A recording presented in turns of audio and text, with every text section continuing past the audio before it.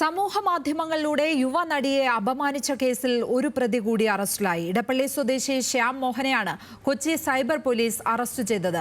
പൂവൻകോഴി എന്ന Facebook account വഴിയായിരുന്നു നടിയെ അപമാനിച്ചത്. കൂടുതൽ വിവരങ്ങളുമായി കൊച്ചിയിൽ നിന്ന് സഹിൻ ആന്റണി ചേരുന്നു. സഹിൻ, ഇയാൾക്കെതിരെ എന്തൊക്കെ വകുപ്പുകളാണ് ചുമത്തിയിരിക്കുന്നത്? ഏത് സാഹചര്യത്തിലാണ് ഇങ്ങനെ ഒരു കുറ്റകൃത്യത്തിലേക്ക് ഇയാൾ കടന്നത്?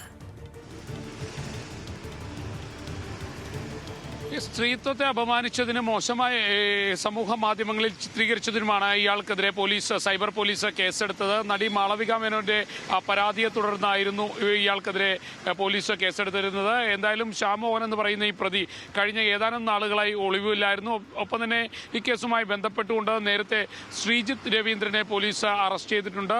അതിനുശേഷമാണ് ശ്യാം മോഹൻ ഒളിവിലേക്ക് പോയത്. ഇയാൾ പൂവൻകോഴി എന്ന് പറയുന്ന ഫേസ്ബുക്ക് പേജ് വഴി ഈ നടിയുടെ ചിത്രമിടുകയും അതിൽ മോശം കമന്റ് പ്രചരിപ്പിക്കുകയും ചെയ്തു. മോശം തലക്കെട്ടോടുകൂടിയായിരുന്നു ഈ ചിത്രം പ്രചരിപ്പിച്ചത്. എന്തായാലും പിന്നീട് നടി പരാതി നൽകുകയായിരുന്നു.